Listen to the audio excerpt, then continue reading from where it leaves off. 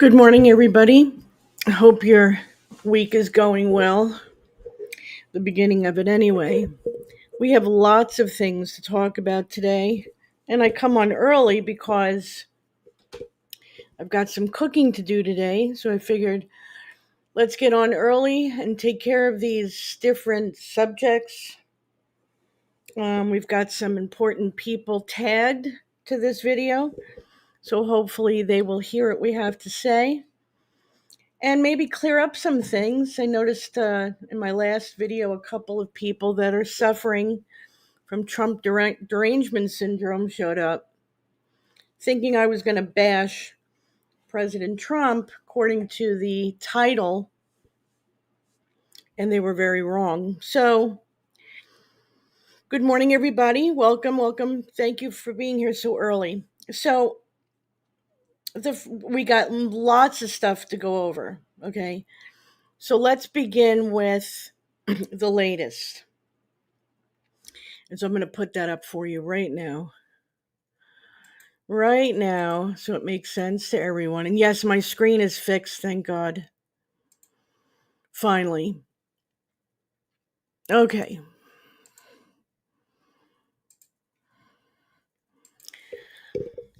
So now we've been told many times throughout that President Trump is a 5-tier chess player.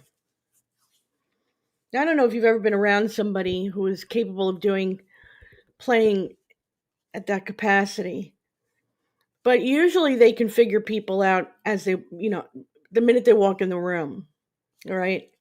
And the people who've made themselves enemies of Trump should maybe think before going up against him, because each and every time that they've failed miserably.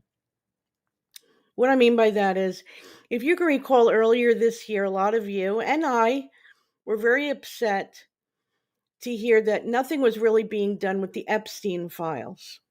Okay, what happened to the Epstein files? What happened? Because when the administration first came in, Kash Patel and Pam Bondi were both ready to release and arrest. It was just ready to expose, ready to go. And then all of a sudden, within weeks, there was this, looking to snuff out the whole story. And people were like, what is he trying to hide?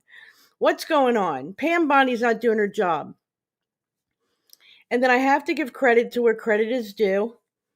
My husband, who also is very similar in intellect as President Trump, being Mensa, had said, you know what? I have a feeling this is part of the plan. Something's going on, and it seems like it's part of the plan. Well, if you look now, we're in November, and throughout this past couple of months, especially during the shutdown, the Democrats, the liberals, the enemy, if you will, of President Trump has been pushing for the Epstein files. Pushing and pushing.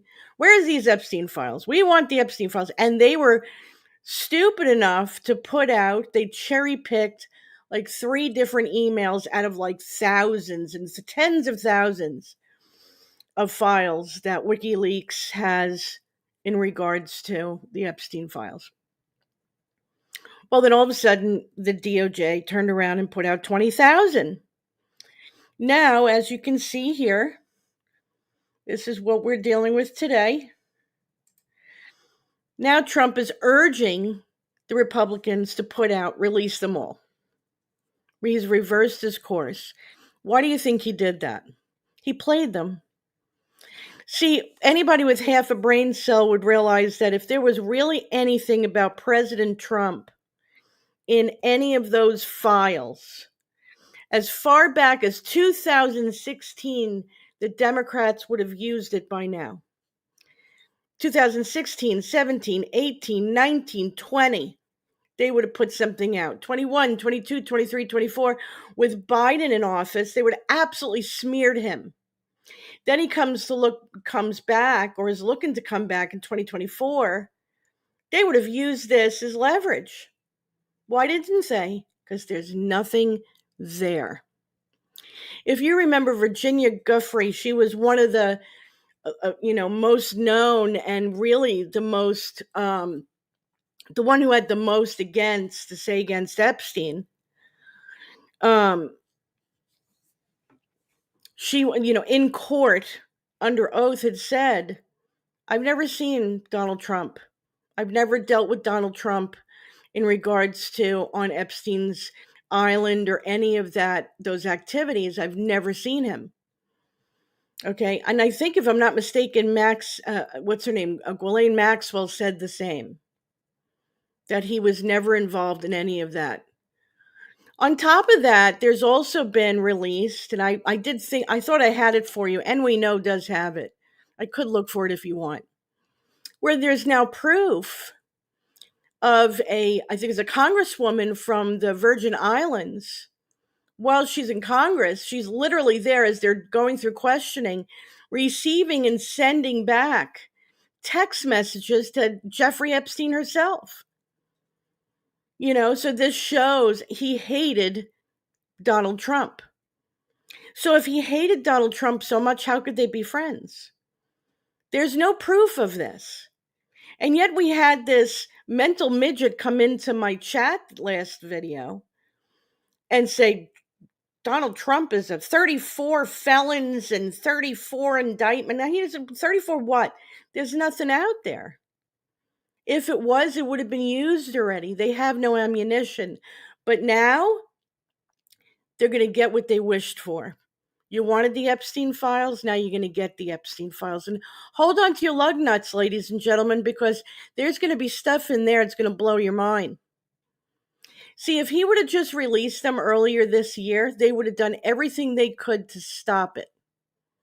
They would have gotten in the way. They would have indicted him. They would have gone through court to stop it. They would have done all those obstacles. But instead, because he acted like he didn't care, because Pam Bondi acted like it's a nothing burger, they tried to use it. They being the liberals, the Democrats, the morons of our capital. And it blew up in their face. And that's what happens when you worship a false idol. He's never going to be there for you when you need him. So that's number one. We've covered that. Now, the next thing I wanted to cover, and I want it to be said because it needs to be said. It is important.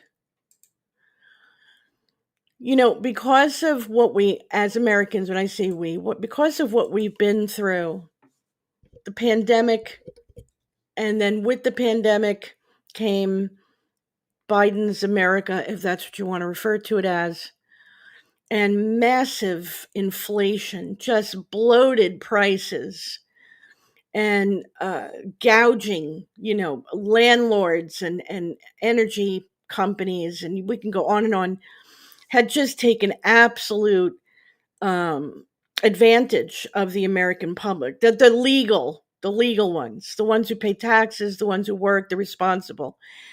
And so with that being said, a lot of us have been left in debt. It's been very hard because we've all been living paycheck to paycheck. Now, I heard yesterday that President Trump was looking to get $2,000 per person, per legal, resident or American citizen, $2,000. So, for example, if you've got, and correct me if I'm wrong, if you've got 4 people in your house, each one would get $2,000. If you've got 2 people in your house, each one would get $2,000. You do the math. And the reason for this money would be, instead of giving it to the bloated, overweight, fat, stingy insurance companies, which they do not need any money. And President Trump does say that. I mean, their profitability, I think he said, has gone up 1,000%. That's crazy. And they offer very little. They deny more than they cover. So instead, he's giving it back to the American public to make a choice for themselves on what healthcare that they want and go get it themselves, which I agree with. But I think he was talking about, instead of releasing the money to the American public to do what they want with it, it's going to be limited to just being able to purchase healthcare. And look, I'm all for that, except for the fact that this has left a lot of us, as I said, you know, in debt. I mean, not the debt that we wanted, but we couldn't help it. We had to choose between paying a credit card and buying groceries, or, paying credit cards and paying your rent or your mortgage. A lot of people did not want to live in their car. So President Trump, if you're listening, please take that into consideration. A lot of us have been footing the bill for EBT for people who are able-bodied, able to go to work. I'm not able to go to work, and yet I'm not even able to get food stamps. My husband makes too much to be able to get help, but not enough for us, to be able to pay everything. We've been left in debt because of, again, Biden's America, pandemic, the whole thing. And so please take into consideration that you've got a lot of people who are supporting you, who have been supporting you, that are having a tough time coming out of the hole that they were thrown down in because of all this political fighting. Please don't forget us. And that's all I say about that. Now, moving on to the next thing. So I wanted to share this with you as well. And let me get that because it's important. It is important to show things that are going on here. Now, in Mexico City, that's not Mexico City. Okay. So it seems as if in Mexico City, anti-corruption, which is really anti-cartel, the Mexicans have had it. Okay. And I do not blame them with the corruption. And it's the government there as well has been pretty much protecting. They're all for the corruption and the cartels because they make a kickback. So Mexico City and its citizens know the truth now and have descended down in absolute anger against these enemies of the people. Now, why do I bring this up? Because for a long time, there's a group of people who know the truth. They know the truth about Hollywood. They know the truth about the music industry. They know the truth about the Clintons and their foundation. They know the truth about, the judges and the cops, the Freemasons, the Illuminati. We can go down the list. The Crown, the Vatican. They know the truth about the FDA. They know the truth about the CIA. They know the truth about all of them. And yet, there's this belief that we can't tell everybody, we got to show them. Well, I don't believe that anymore. When you see this response from Mexico City, the reason why there's this response going on where they are descending down into chaos against anti-corruption is because they know the truth. When you tell the people the truth, the enemy will never be able to walk down the street again. For example, if you tell the people what Planned Parenthood really is about and why it's standing and what its true intention was from the very beginning, you won't see a Planned Parenthood standing anywhere in the United States. Okay? That's what I'm talking about.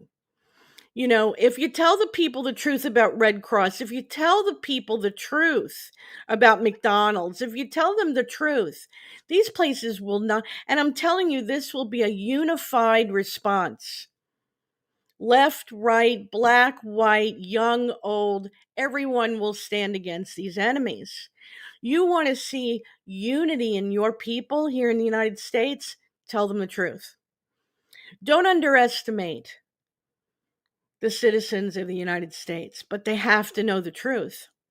They've got to know the truth about CNN and MSNBC, Fox News, and the rest, and the propaganda. They have to know. They have to know. It's time for everyone to know the truth. Holding it back and giving it to them in little drips is all it's doing is causing and fueling the division. And the only way to shut down the enemy is with the truth, because it's the truth that sets us free. And so that's the point I wanted to make. Okay, so let's go to number I have to make a clarification from my last video. President Trump was not the one who stuck that little "let's ban THC" into the bill. It was Mitch McConnell. And so enough said with that, right? Loser Mitch McConnell, who really should have retired 20 years ago, is the one who snuck that like a little snake into the bill. So I had to clarify that and make sure that that was told.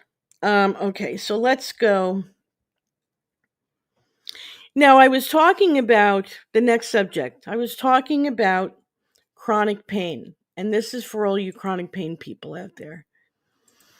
And there was a point that I had not made that I need to make that is very important. So, people who have chronic pain that go on for a long period of time, this happened to me, will end up getting a very severe, in most cases, hypertension, which is high blood pressure. For example, and I'll use myself as an example. The chronic pain was not being treated properly for me. And I was trying to tolerate it myself, trying to get myself to be more tolerant of the pain and get my body and my mind used to it. And sometimes you just can't control everything. And so my blood pressure that was always maybe 125 over 75, around there, give or take, a couple of points here and there, had risen as high as 190 over like 105. Again, give or take a couple points here or there. And it was constant. It wasn't like, I go to a doctor every month. So it wasn't as if one month it was good, the next month it was bad, and so on and so on. No, this went on for about 2 years. And finally, my doctor said, before this kills you, we have to figure out how we can control your blood pressure. And obviously, your pain is not being managed. And so this is why pain management is very, very important. Because it's not all about, oh, you just want pills to get high. No. There are responses the body, and very negative responses, may I add, that the body will have if somebody is forced to have to deal with chronic pain without there being a pain management. And it has to be a good pain management. I'm sorry if opiates and fentanyl and all these other things have gone out of control because the government and law enforcement and the judicial system has not figured out yet how to control it, but that's not our problem. That's the problem of the government, the law enforcement, and the judicial system. And that's where it should be fixed, not doctors and patients. So you fix that there, and we'll never have a problem with it again. Okay, that point's been made. The other thing I want to talk about, and I hope you're listening, President Trump, I hope you're listening, Robert Kennedy, I hope you're listening, White House and the rest. If you were to go back to the 1990s, now I could speak about this in experience. If you were to go back to the 1990s, every medication that was put out there, you named the condition, from high blood pressure to diabetes to headaches to thyroid, I mean, you name it. The only side effects that you ever heard of that was ever reported were minor. Headaches, nausea, diarrhea, fatigue, and minimal and temporary. But that was it. That was it. Maybe an allergic reaction and a little rash, but that was it. Today, and you see it advertised, it's not as if they're hiding it. Today, a side effect for every drug that's out there, every drug that Big Pharma has been putting out, has got a long list of very severe side effects. Severe. Okay. or that actually not just side effects, but new conditions and fatality. Now, if you go look back, you'll find that I'm correct in what I'm saying. And then ask yourself why. Well, it's very simple. Obviously, the active ingredient is still the same because the active ingredient is what's needed to treat the condition. So, what else would there be that had to have changed? The inactive ingredients. And the inactive ingredients are referred to as compounds. Big Pharma, which I cannot stomach, I cannot stand Big Pharma, changed the compounds in many of their medications because the compounds they were using back in the 90s were more expensive, obviously. But they chose to use cheaper, more harmful compounds. And that's why today we get side effects that cause new medical conditions and fatality versus, as I said, minor side effects as we had back in the 90s. If you're looking to change Big Pharma, this would be the first thing I'd go after. This is the first thing I would make them change. I'd investigate it and change it before there's a lawsuit, because this will get out. Okay, so there's that. Now, the next thing I wanted to go over was dental insurance. Okay, this has become dental care. This has become the dumbest thing ever. Okay, and let me explain why. New subject, by the way. As I said, I've told you guys many times, I lived in the Netherlands for 5 years. Okay, during that time, I had to get health insurance because the insurance I had here, my Medicare did not cover what I needed in Holland. So I had to get my own insurance. And the way they treat dental care is the way they would treat if you broke your leg, and which makes sense. Let's face it, teeth are made of bone and they're inside your head. What is the difference between that and breaking your bone or breaking your arm? Nothing. It's all the same. And yet, if you break a tooth or if a tooth falls out, it's considered almost cosmetic because it's not covered by health insurance. It's a separate insurance that barely covers dental costs. So most people who make not more than, I don't know, 50,000 a year, that's a lot of people, walk around with gums that need cleaning, that could easily get infected, and by the way, can cause an abscess which goes into the bloodstream and can kill somebody. It's happened many times before. It also affects people psychologically. It affects them that they can't smile. They have, it's in their face, for crying out loud. So confidence is affected on top of health. And what I don't understand is why we have this as a separate insurance. I think dental insurance needs to be done away with, and teeth and gums, being part of your body and part of your head, should be covered under health insurance. Because why?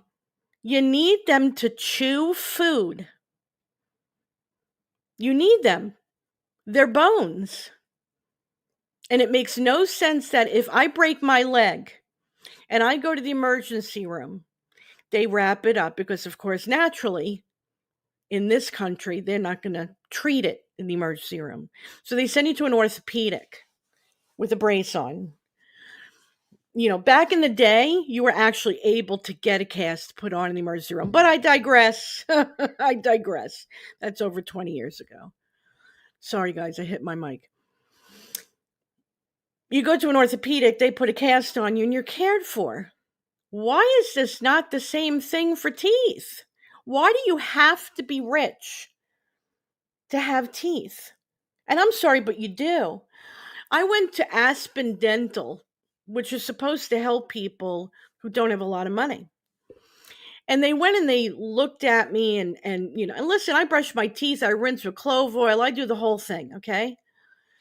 And they looked me over and my gums, they did this whole assessment and whatnot. And dude, it was like $20,000 in costs. And it was really overpriced. How long are we going to allow dentists to overcharge and healthcare not to pay? How long are we going to do that? So I urge you, whoever's listening, to please change health insurance, health care to where dental is covered because it makes sense. Okay. The next thing I was going to cover was, and we are getting, by the way, to Michael Jordan. I know that you see that in the, and I found that very interesting too. We will get to that. So I had heard Dr. Steve Turley, and I'm not sure if you guys have been, watching Dr. Steve. I hope you are, because he's really worth watching.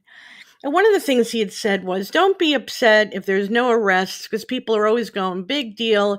This one's exposed, and that one's exposed, and this one's exposed, and nothing ever happens. Now, I don't believe that that's what's going to happen. I do believe there will be arrests. But for the sake of the people who feel this way, let me just say, exposure is not enough. Okay, let me give an example. And again, this is for the ears of President Trump if you're listening. If Obama and Hillary Clinton get away with, and all these people get away with what they did to you, they'll get away with it in doing it to us. So justice is supposed to be equal across the board, no matter what you make, no matter who you work for, whether it's in government, whether it's in law enforcement, whether you're a judge, whether you're a doctor, you could be a billionaire. It doesn't matter. You could be a priest, you could be a pastor, you could be a nun. I don't care what you are, who you are, how old you are, what color you are, what gender you are. If you've committed a crime, there should be a consequence. Okay? It's enough that the law placates to the criminal. All right? It's enough that it's built to protect the criminal, not the victim. That should be changed in itself. But if justice isn't done and we don't see consequence on these powerful people, you're going to lose a lot of hope. People are going to lose a lot of hope. And they're not going to want to vote. They're going to say, why bother? When we keep getting smoke blown up our rear ends about consequence. God put you in the position you're in because he expects a job to be done. And a job to be done is holding criminals accountable.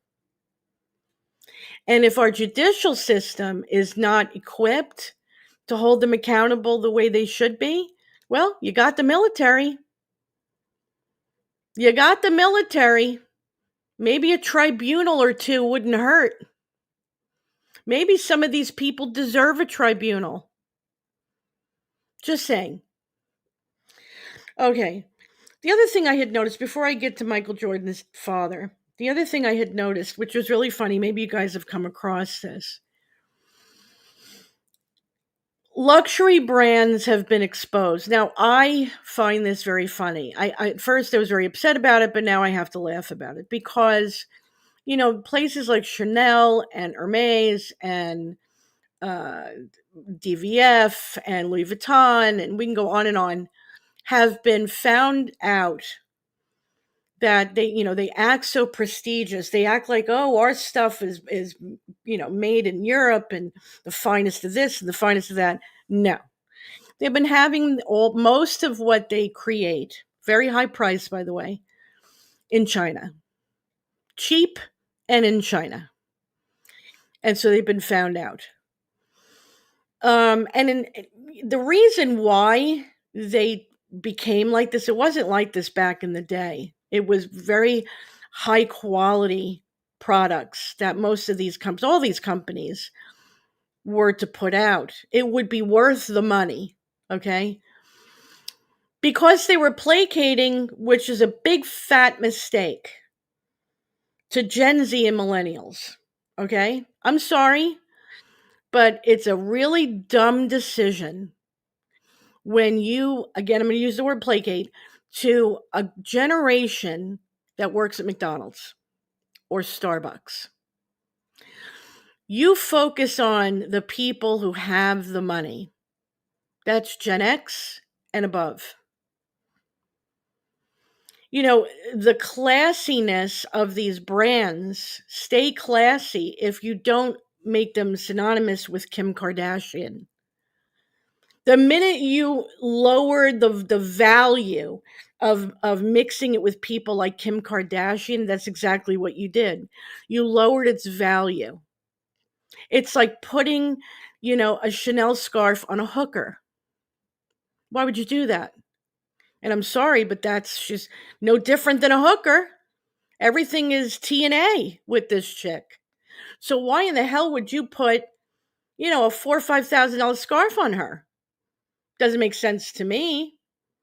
You're not looking at celebrities who are classy like Marilyn Monroe or Lauren Bacall or Audrey Hepburn or Elizabeth Taylor or Sophia Loren. No, no, that's not what we have in Hollywood. It's tramp after tramp after tramp. You got ghetto fabulous wearing Chanel. And now anybody who really wants to buy Chanel or ever wanted to buy Chanel doesn't want it. The woman in her late 40s, early 50s that lives in Connecticut and drives around in a Range Rover doesn't want to buy the same stuff that, I don't know, who are these rapper chicks that walk around with all of this bougie stuff on? Because that's what it's become. Ghetto fabulous. And nobody works all their life to become ghetto fabulous except people from the ghetto. Not everybody wants to be that. So when that's who you focus on, when that's your target audience, you lower the value of your product. And then obviously you got to the point. I'm talking to you, Hermes. I'm talking to you, Chanel. I'm talking to you, Louis Vuitton, where you said, well, why bother putting in, the valuable products or the valuable materials? We might as well put the crap, cheap materials because that's the target audience that we're going for. Well, congratulations. You just ruined your reputation and you ruined it forever because nobody's ever going to believe that now you've turned around and started making your products the way you did back in the past. You ruined your reputation. You have ruined luxury. Thank you. Anyhow, so getting to James, his name was James Jordan. So a lot of people have come to me about Michael Jordan's father. I had to say that, by the way. Thank you, everybody, because I had built my magazine to actually go, advertise the minimal, quiet, unassuming, classy luxury, and it just doesn't seem to exist anymore, and it destroyed the future. It was a very conservative, very quiet type of old money, and just that old money style has been kind of murdered in a sense by this ghetto fabulous nonsensical, hooker high class that's coming out of Hollywood. They ruin everything. Hollywood ruins everything, just so you know. Okay. So let's get to Michael Jordan. I was watching this yesterday. A lot of people had come to me and said, you may want to look into this. Now, I wanted to play this for you. I think it's 26 minutes long. Now, it's up to you guys. If you do not want to sit for a 26-minute video, I won't play it. What I could do is I could just put it in the chat. I really would have liked to have played it for you because I kind of wanted to go through it with you. Now, what's my issue with this? There is no way There is just no. First of all, he was killed in Lumberton, North Carolina. Okay. And the two men that ended up killing him, for some reason, in the middle of the night or late at night, they just happened to be sitting in their car on I-95 under an overpass, just for funsies, just for no reason at all. Just decided to be sitting there. I mean, it was the dumbest story I've ever heard, and it kind of shows how that area is a dumping ground. It shows that people know when you want to get rid of somebody, this is the place to go. And so a lot of people have brought this to my attention, and I didn't, I wanted to share it with you guys. Now, if you want to see it, I will play it. Just give me a 1. I'm going to take a little sip of my drink as I wait. Give me a 1 if you'd like me to play the video. Give me a 2 if you'd rather me put it in the chat. And you could watch it for yourself. Totally up to you. Okay, we got a 1. Putting on my headphones. Any more 1s? 1? Okay. There we go. All right, then here we go. Now, like I said, I'm going to stop here and there, so just be patient with me, okay?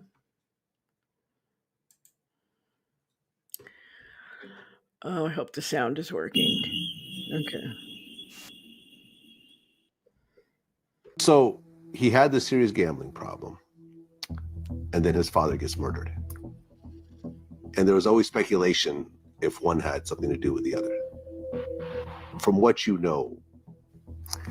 Again, I don't have firsthand knowledge of this, but being that I was working with the NBA at that time, I was told 2 things. One, that he was told to leave the NBA around the time that his father got murdered because stories were about to come out. And there was a lot of heat on the fact that because of Michael's gambling habit, his father paid the price. I'm very solid with my decision of not to play the game of basketball in the NBA. Reasoning being, I've heard a lot of different speculations about my reasons for not playing, but I've always stressed to people that have known me and the media that has followed me that when I lose the sense of motivation and the sense of to prove something as a basketball player, it's time for me to move away from the game of basketball. One of America's most popular athletes is suffering a terrible loss tonight. The body of Michael Jordan's father has been found, and police say he was murdered. The FBI is now investigating this mysterious death. We go this morning. We're going to return to ABC News in Washington and John Martin, who has an update on the death of James Jordan, who is the father of basketball star Michael Jordan. John?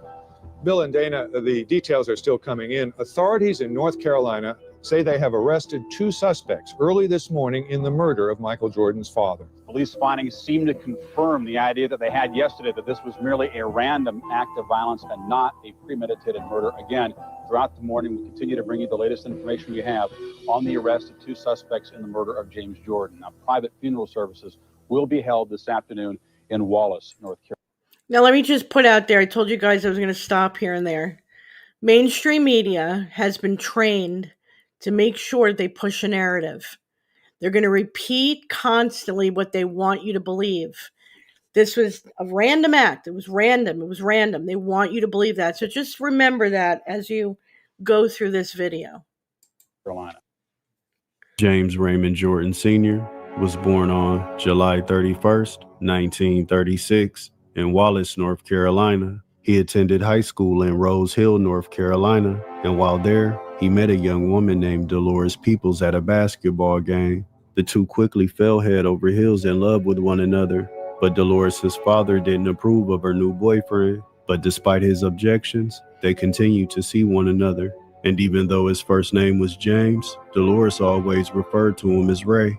And after graduating high school in 1954, he decided to join the United States Air Force. Initially, he was stationed in San Antonio, Texas, before requesting a transfer to Virginia in 1956. This is also around the same time that he would marry Dolores, who had moved to Alabama with relatives to attend trade school, and then she went to Virginia to be with Ray. And after 1 year in Virginia, the couple will welcome their first child together. James Raymond Jordan Jr. By the late 1950s, James had decided to get out of the Air Force and move back to Wallace, North Carolina, where he worked at a textile mill. While living in Wallace, they had two more children, Dolores and Larry Jordan. In early 1963, James would relocate his family to Brooklyn, New York, so he could attend trade school under the Montgomery GI Bill, where he trained to become an engineer. And that very same year, the couple would welcome their fourth child, Michael Jeffrey Jordan, who would go on to be considered the greatest basketball player that ever lived. But it wasn't an easy path. After completing trade school training, James felt like Brooklyn was getting a little too dangerous, and he wanted to make sure that he raised his kids in a safe environment. So by the mid-60s, the family moved back to North Carolina, where they settled in Wilmington, where they also had their fifth and final child, Rosalind Jordan. James landed a job as an HVAC mechanic, purchased some land, and built a house up himself. This would also be the home that would develop his son's Michael's legendary competitive nature, where he became absolutely obsessed with winning at everything, and losing was close to death. Baseball was the first sport that James taught Michael. It was his first love, and James had even played some semi-pro baseball at one point, but all sports were welcome. And no matter what it was all about competition and winning, especially when it came to the basketball games that took place in their backyard, when Michael would go against his older brother Larry, and a lot of the games almost ended in fights. Growing up, Larry was just always bigger and stronger than Michael, and Mike could never beat him in one-on-one, something that his dad would often remind him about, letting him know that he just couldn't beat Larry. The years from taking losses from his brother in front of his dad increased Michael's competitive nature to psychotic levels, where he was willing to do anything to win. But Mike wasn't just playing to beat his older brother. He was playing for the adulation and attention that he so desperately sought out from his father. As a kid, Michael would watch him work on HVAC or other projects, and when he was concentrating real hard, he would have his tongue hanging out, and that's where Mike got it from. That competitiveness within me started when I was a kid. We used to compete an awful lot in the backyard.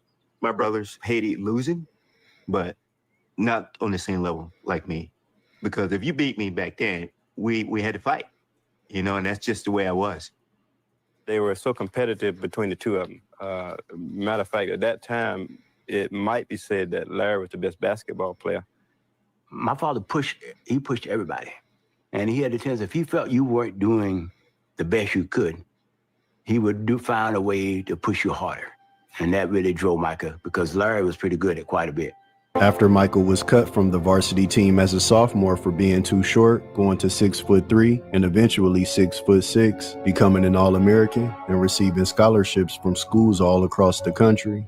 Now being heralded as a young basketball prodigy, Michael could easily beat his older brother Larry in a game of one-on-one, but this still didn't get him the recognition that he wanted from his father. Michael stated that at times it felt like Larry was his dad's favorite, because if he scored 25 points in his game and Larry had 2 steals in his, most of the love and attention would still go to Larry, making Michael feel like maybe 25 points wasn't enough and that he needed to score 50 or even 60. James admitted to pitting his sons against one another when it came to sports and competition, and that he may not have always communicated with his son in the best way. By fixing things with his hand, took a lot of pride in it. And Michael would be out, you'd say, give me a Phillips screwdriver, he might give you a pair of pliers, And I guess I was a little short-paced with him. I'd say, get back in the house with your mom. Boy, you're never going to be anything. Just go back with your mom. When you're going through it, it's traumatic, because I want that, I want that approval. I want that type of confidence. So my determination got even greater to be as good, if not better, than my brother. After his son had an illustrious career at the University of North Carolina, where he won a national championship under legendary coach Dean Smith, he was now ready to take the NBA by storm. After being selected by the Chicago Bulls with the 3rd overall pick in the 1984 draft, Michael would quickly rise as a phenom in the league, and after a playoff matchup against the Boston Celtics in 1986, many people started to talk about Michael as the GOAT before he had ever even won a championship. But Michael being ringless wouldn't last long, and by June of 1993, he was finishing up his first three-peat with the Chicago Bulls. His dad, James, was right next to him, embracing his son in his crowning moment. By this point, Michael was a sports icon and one of the most recognizable people in the world. and his dad was a part of his very close-knit circle, along with his agent and Ahmad Rashad. Some people say that James became somewhat of a celebrity in his own right, enjoying the success that his son had accumulated. Michael and James were closer than they had ever been, and he was finally receiving that attention that he so desperately longed for as a child. Michael was on top of the world living a dream, but soon that dream would become a nightmare, because on July 23rd, 1993, James Jordan had just attended a former co-worker's funeral in Wilmington, North Carolina. After visiting some old friends, he decided to get on the road and head to Charlotte. He would be driving in the brand new car that Michael had just purchased for him, a red Lexus SE 400, where he was scheduled to attend his son's Michael celebrity golf tournament. During his drive, he got tired and decided to take a rest in Lumberton, North Carolina. He parked on the side of the road near a Quality Inn at the intersection of US 74 and I-95, and he was completely unaware that there were two robbers lurking in the darkness. They held him at gunpoint and forced him out of the vehicle in an attempt to rob him. But during the process, he was shot one time in the chest and died. And after not appearing at the golf tournament the next day, the Jordan family was worried, because it was unlike James to just disappear. Okay, so now let's use both sides of your brain for a minute. So this man is driving home, decides to just, I'm going to pull over by this hotel. He's got enough money that he's that tired he could actually get a room in the hotel. But he decides that on 95 and 74, he's going to stop and take a nap. And it just so happens that these two guys are lurking, okay, at that very moment, late at night. And they end up taking his life. I mean, really, if you believe that, I have some land to sell you in the Everglades where you can build a brick house. Now, why am I saying this to you? Remember earlier I had said the truth needs to come out to the people. The people need to know the truth. I want you to remember that they're describing, or this guy who's narrating is describing, he said, icon, a top of the world, that he was finally where he wanted to be, Michael Jordan. And now all of a sudden, his father passes away. There's a little bit of the story that's missing, and now you're going to find out what it is. And it was that Michael Jordan was losing that position because of this gambling. And this is what you can hear now. And this was the price he had to pay, which was a sacrifice. We've heard this with Kanye West. We know this happened with Bill Cosby. They all pay this price of somebody they love gets sacrificed. And I just wanted to stop and tell you that. Now we'll listen to the rest. For the next 3 weeks, Michael Jordan had no idea where his dad was. The family didn't go public about his disappearance, just hiring private investigators and asking everyone they could about his whereabouts, but nothing came from it. But on August 10th of 1993, James's body was found in a swamp in McCall, South Carolina by a fisherman. But unfortunately, due to the body decomposing, he was unrecognizable and listed as a John Doe. He was ultimately cremated and close to going unidentified, but thanks to dental records, they were finally able to make a match and realized that the John Doe body was the father of the most. So body's cremated. His life is taken in one spot, and he's put in a river in another spot. Anybody feel that this is a story we've heard in the past? Anybody? Most famous athlete on earth.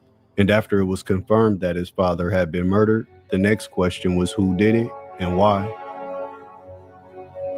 We are bringing you the latest on the killing of Michael Jordan's dad, James. The whole country seems to be in shock. Friends, family, fans, all of them mourning his death.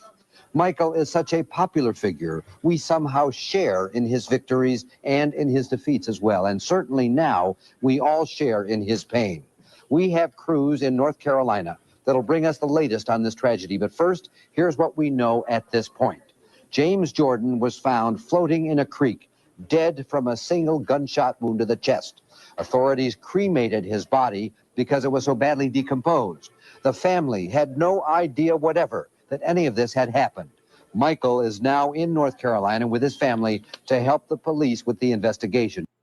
It didn't take the police long to put the pieces together due to the fact that the two robbers had been joyriding in James's vehicle after murdering him for the last few weeks, as well as making multiple calls from his car phone, making it easier to identify who it was. The vehicle was found completely stripped and abandoned in Fayetteville. Okay, now you see the car? Do you see how the glass is broken? Let me go back. Whatever, that any of this had happened. Michael is now in North Carolina with his family to help the police with the investigation. It didn't take the police long to put the pieces together Forgive me due for to the going back fact that this the two far. robbers had been joyriding in James's vehicle after murdering him for the last few weeks, as well as making multiple calls from his car phone, making it easier. Okay. Who in the hell would go joyriding in a car that's got the front windshield is completely cracked and the back is completely gone? This is Lumberton, ladies and gentlemen. Remember who we're dealing with. To me, he was shot in that car. Okay? See, this is the story they want to push. They want to push for you to believe he's taking a nap, but somehow got out of his car and got shot in the chest. Well, which one is it?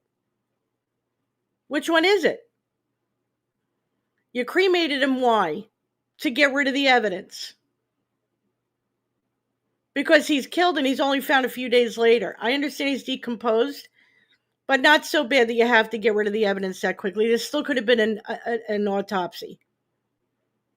And autopsies are done all the time on bodies that have been sitting around, God help us for me even saying that, weeks, months. It's been done. So don't even give us that story. But please look at this car. You'd have to be born under a rock to think that these guys are joyriding in this car.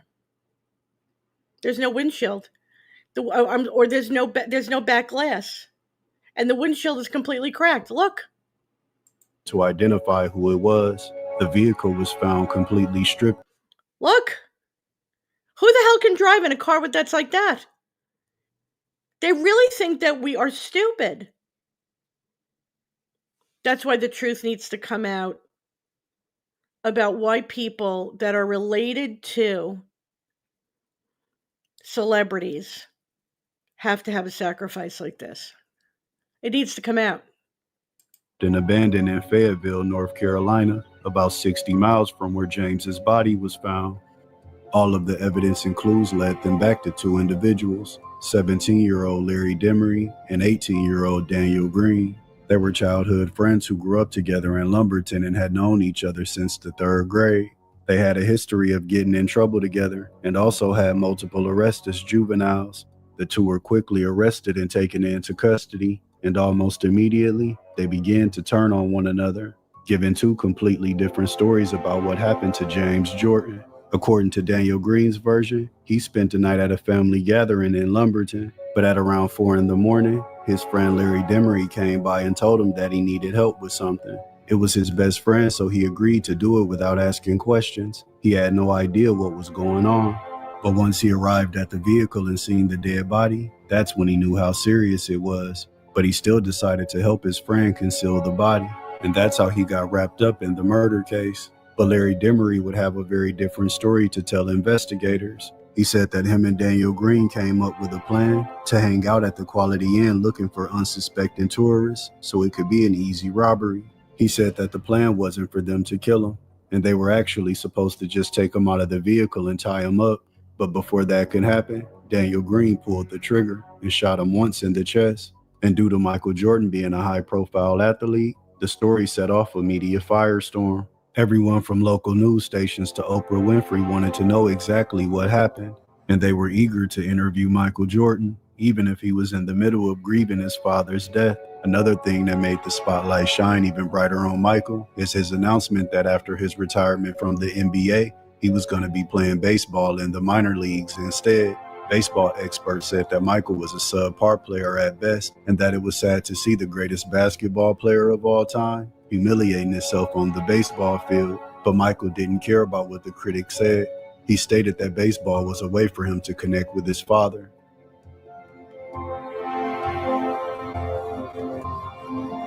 You said so many times that this was something that you wanted to do for your father, and it's his dream. Right? How do you think you would have felt about your efforts? He probably been right here. You guys have been talking to him pretty much. I mean, he would have been right here enjoying the moment as much as I've enjoyed it. And, you know, I know that, you know, he would have been here, and he probably, you know, was watching over, and you know, that's all that matters to me. I mean, I know that I've done something not just for him, but for myself in general. So it's been a fun thing for me to even try and to be where I am now.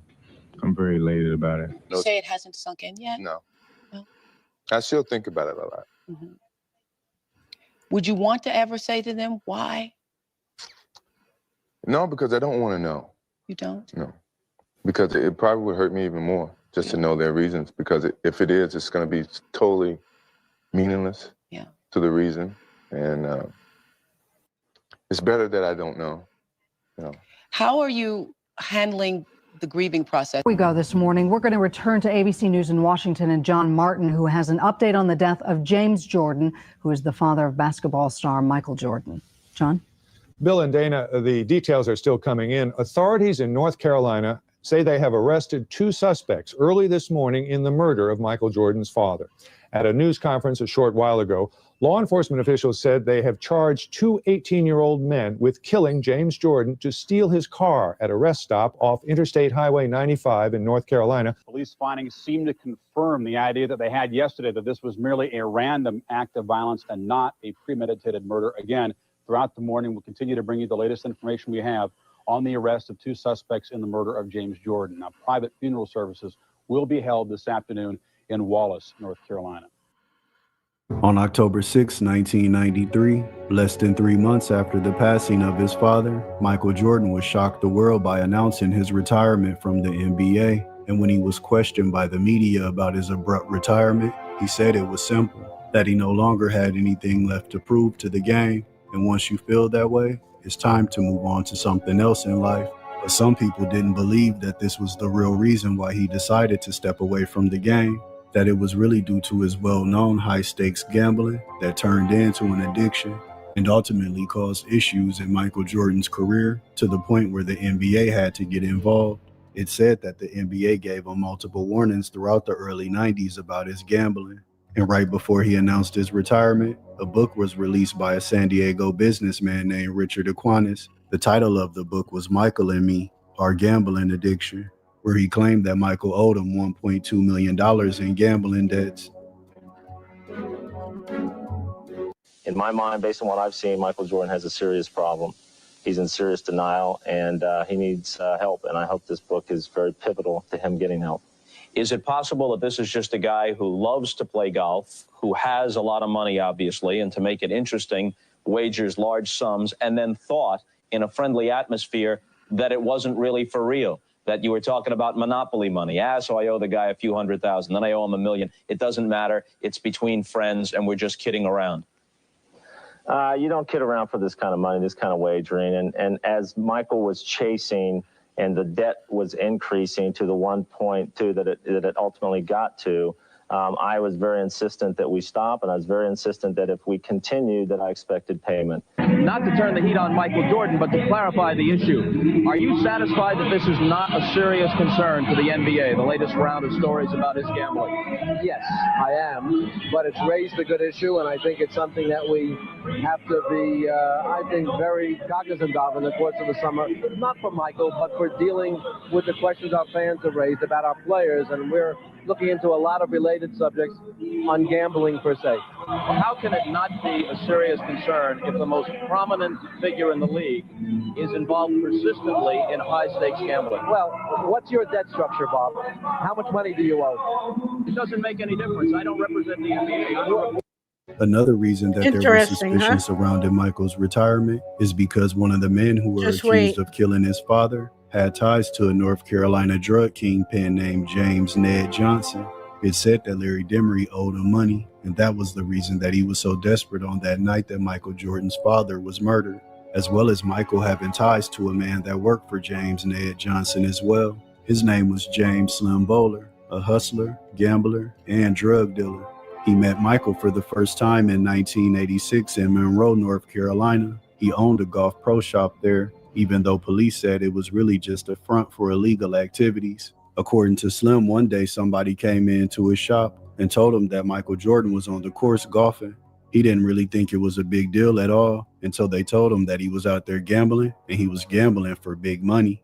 This was right up Slim's alley. He was a self-taught golf savant and felt like playing against Michael Jordan would be easy money, and he was 100% correct. He introduced himself to Mike and they hit it off right away, and for the next 5 years, they were the ultimate gambling buddies. Slim would even introduce Michael to some of his other friends, such as Eddie Dow, a North Carolina Bills bondsman who also had a shady past. It's said that he owned multiple strip clubs in small towns throughout North Carolina. Michael Jordan and his new friends' gambling exploits were so well known around Monroe that people referred to them as the Big Group because they always gambled for big money.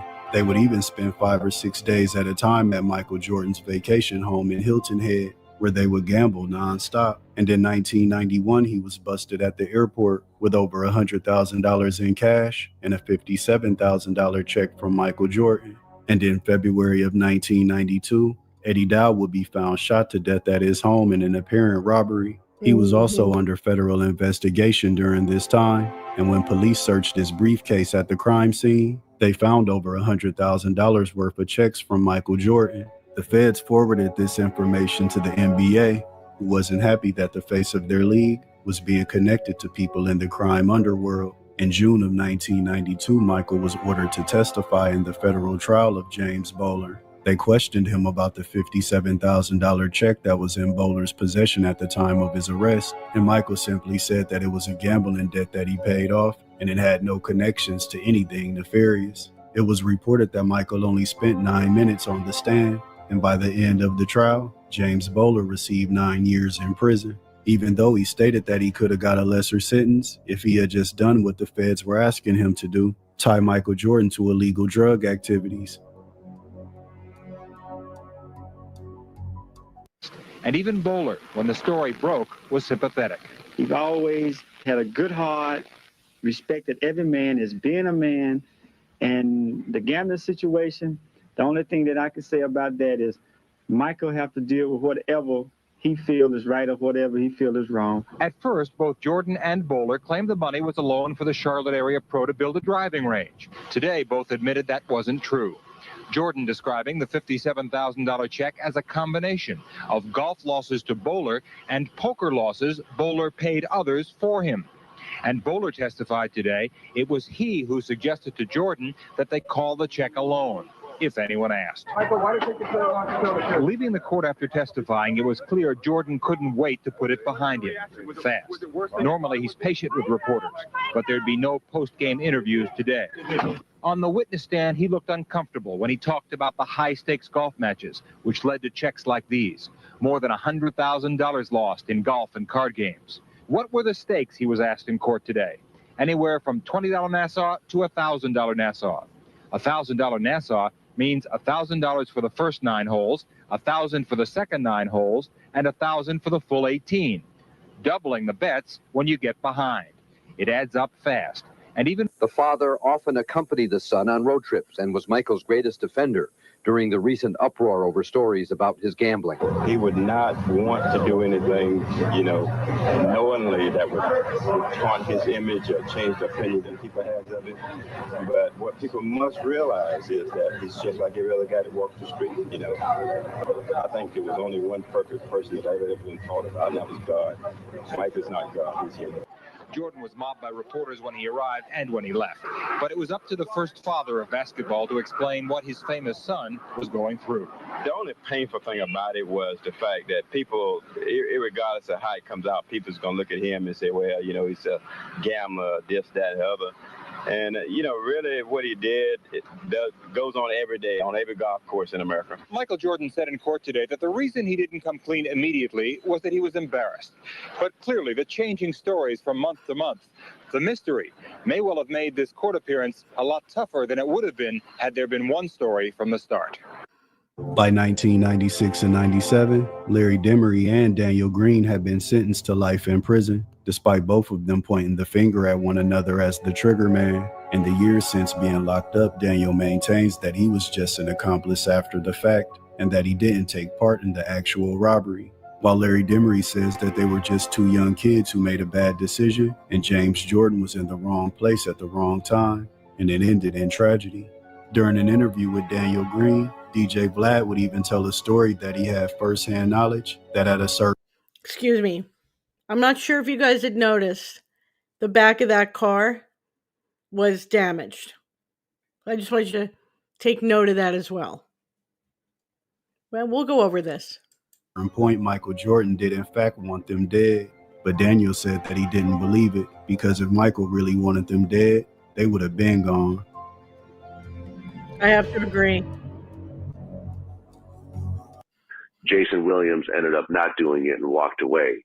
Years later, he was having dinner with Michael Jordan, and he was telling Michael the story, and Michael Jordan said, you know, if I was in your position and the murderers of my father were there and I had a gun, I would have killed him. I wouldn't have let him walk away. Yeah, I'm going to be honest. Yeah, I don't believe that. I don't believe that. I'm going to tell you why I don't believe that. Because if Michael Jordan wanted me dead, I would have been dead years ago now. And even though both men have spent over 30 years in prison and are now eligible for parole, they still remain behind bars to this day. One of the things that could prevent Daniel Green from ever seeing the light of day again is the fact that after James Jordan was murdered, he tried to use it to boost his rap career. He created a song called 2 Shots to the Head, and in the music video, he could be seen wearing 2 Chicago Bulls championship rings, the same rings that Michael Jordan had gifted his father. Even though the time with his father was cut tragically short, it's clear that Michael had nothing but love, respect, and reverence for his father, despite the mistakes that he may have made raising him. And when Michael Jordan returned to the NBA and went on another three-peat run, he won his first title on Father's Day, and he dedicated it to his dad, James. There you go. That's what I wanted you to hear right there. He returned to the NBA, and look how successful he was when he returned. Let me just go back and play that for you one more time. He could be seen wearing 2 Chicago Bulls championship rings, the same rings that Michael Jordan had gifted his father. Even though the time with his father was cut tragically short, it's clear that Michael had nothing but love, respect, and reverence for his father, despite the mistakes that he may have made raising him. And when Michael Jordan returned to the NBA and went on another three-peat run, he won his first title on Father's Day, and he dedicated it to his dad, James. And dedicated it to his father. What would my father do right now? First of all, he'd probably be sitting and smoking a cigar, answering some of the questions that he's a very thoughtful guy. The thing that I remember the most about my father, and, I had him for 32 years, and I never look at it from a negative sense. Obviously, he was murdered and rarely do I get the chance to talk about him, but the thing that I do remember all the time, I think about him practically every day, is for a person like myself who live in the spotlight and is so critical from people all the time in terms of what I do, what I say, where I go. The thing he's always said, take a pause before you make a decision and say, what if? And the purpose for saying what if is that whatever decision you make, always either going to have consequences, either pros and cons. Rather, if you believe that this case was some type of dark conspiracy or just a series of unfortunate events, either way, the death of Michael Jordan's father was sad, unfortunate, and completely unnecessary. And James Jordan, he was only 56 years old when he died. Rest in peace. All right, so let's break this down for a moment. Now, what I had said earlier, I can put this link if you'd like to watch it again and go over it again. The devil does nothing for free. Let's get this down. The devil is not going to give you fame and fortune for nothing. It's never going to be that way. And everyone who's ever sold themselves to the enemy has to pay a price. The devil don't take a small price. He don't need your money. But what does he do need? He needs sacrifice. And the only thing, you're not going to sacrifice a goat or a cow to him. He wants God's creation. That's the price. If you've got your head in the sand and saying, well, those things don't happen anymore, that used to happen back in the day, then you're dumber than a box of rocks and you haven't been paying attention. It's been going on the whole time. Nothing new happens under the sun. That's what it says in the word. Nothing new. It rebrands itself as time goes on. When I said earlier that the administration that's in place right now has an opportunity of exposing the enemy, everything that the enemy has been doing, and this is the best way to get people, like in Mexico City, you could get the people here in the United States to find out athletes, celebrities, musicians, politicians, you go down the list, have been sacrificing, because in Michael Jordan's case, he was doing very well, but his gambling was destroying him. The enemy came along and said, we'll cover you, but it's going to be for a sacrifice. And so that was the sacrifice. He paid a little bit of a humiliation and came right back, circled right back to where he wanted to be, and he got a title. Exactly what he wanted in the first place. Now, if you don't believe in this, you're like, oh, Anne-Marie, this sounds like a conspiracy. Again, you've got your head in the sand. Maybe 5 years ago, that attitude would have worked, but today, you got to be really stupid to think that these things are not possible, because it's being exposed left and right. But I believe that the people who are doing the exposing are being very careful on how they do it. They're doing it drip by drip because they think that it's going to overwhelm the people. I don't believe that. I think now is the time to open the floodgates. Let the people know that they've had music in their ears for decades, since they've been young children, that had spells casted into them. Music. I'll give you an example. And I've talked about this in past videos, so if you've heard this before, be patient because other people haven't. Some people think, she must be talking about that heavy metal, that demonic sounding music. Oh no. Nope. I'll give you an example. Daryl Hall and John Oates. Hall and Oates. Daryl Hall is in the occult. Did you ever think that Kiss on Your List would have a spell on it? Think about it. It's a, kind of jumpy tune, you kind of snap your fingers, you clap your hands, tap your foot. It's a top 40. It's something you'd play for your kid because it has that wholesome, innocent sound. Again, the word tells you that the enemy, Satan, knows how to look like the angel of light. And they put this out, not just in music, in television shows, in movies, and through athletes. Look at how many people worship athletes or football teams. I've seen family members argue with each other, fighting over the football teams that they support. And they fight as if they're getting a paycheck out of it. And I'm looking at them like, are you on glue? What do you care? I mean, I understand if you want to watch it and you're enjoying it as an entertainment. But if they win or lose, who gives a crap? You're not getting anything out of it. But I mean, tears and anger, and they wouldn't even talk to each other. That's worship.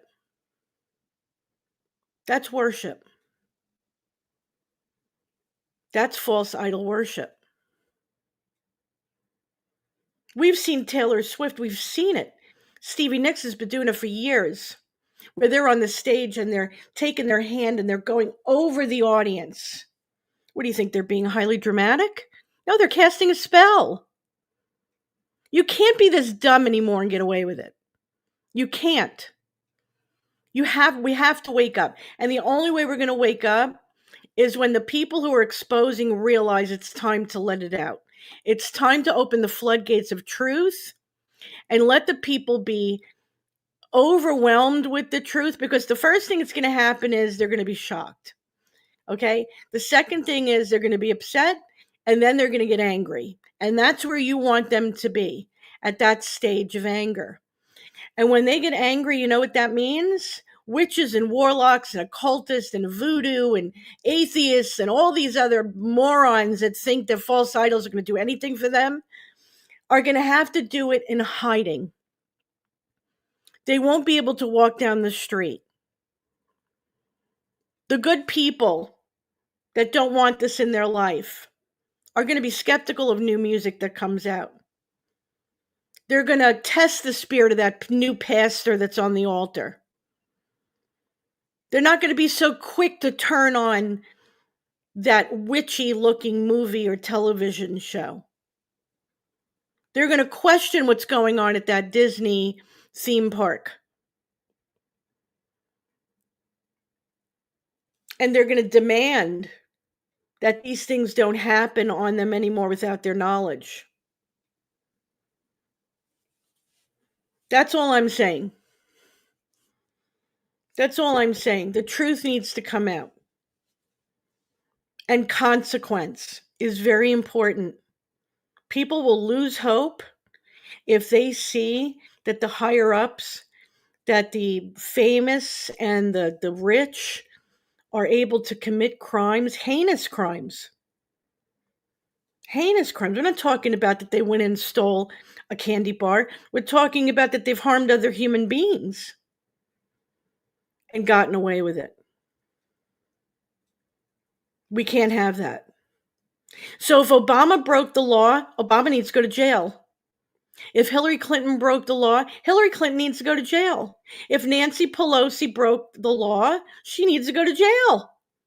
And if our judicial system needs an upheaval to where people don't suffer a consequence, then bring in martial law. Then bring in martial law. Because all the victims are not just the people who've been harmed or killed, it's the American public. We've been forced to become complicit out of ignorance. And we're not going to appreciate that you've had the opportunity to tell us the truth and you refuse to do it. We have every right to know. You know why? Because the taxpayers of this country have been footing the bill. They've been footing the bill for all this human trafficking. They've been footing the bill for the pedophilia that's gone on in the White House. They've been footing the bill for the wickedness that goes on in Hollywood. You think those people became rich on their own? No. It was the fans that made them rich. They've been footing the bill. And so they have a right to know.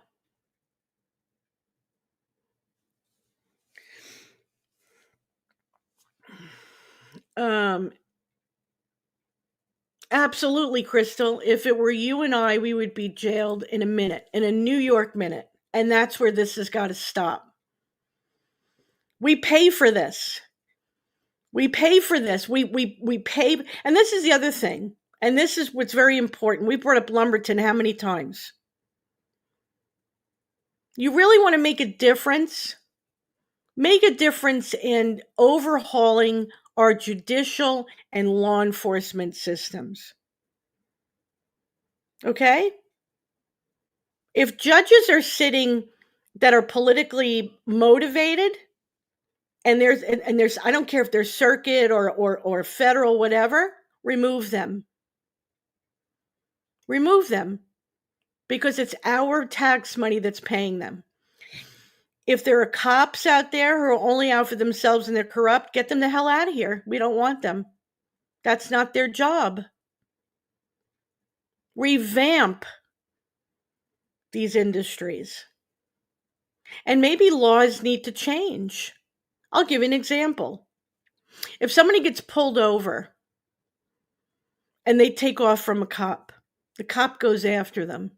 And now they're going 100 miles an hour through a residential zone. Now, let's say they don't hit anybody by some miracle. They don't hit anyone, they don't kill anyone, and they get caught. That's 20 years right there.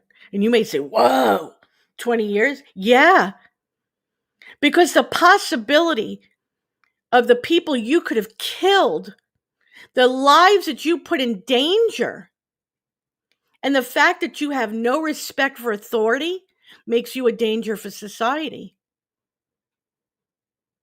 And so you shouldn't be out in society. You want to deter crimes and criminality? That's the way to do it. Give them a consequence. A slap on the wrist has got to stop.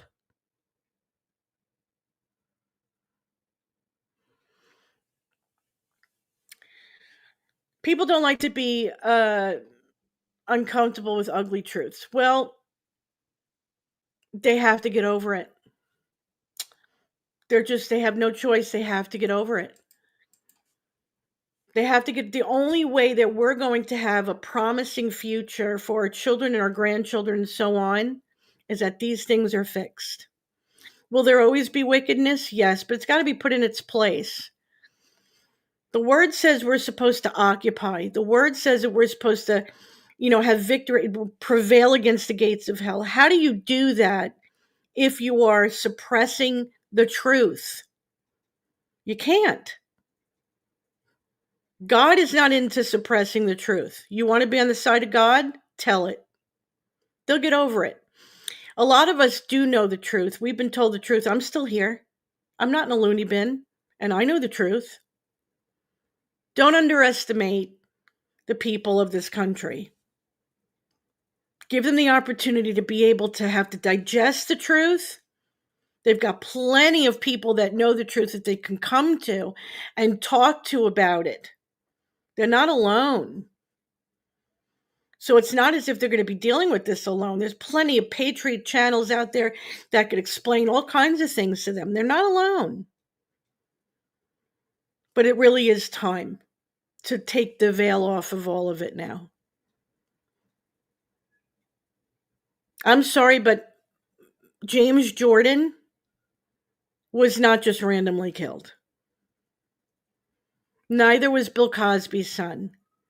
Neither was Kanye West's mother. And you could go down the list of how many celebrities have had family members that just all of a sudden died. Joan Rivers, she was wiped out because she told the truth about the Obamas. Just inadvertently, just answered some reporter's question. And let me tell you something. Mainstream media is more dangerous than you know. They're responsible for the deaths of many people because of their lies. Many people who trusted and believed in what they said and took their advice and went out and got that jab, they're gone.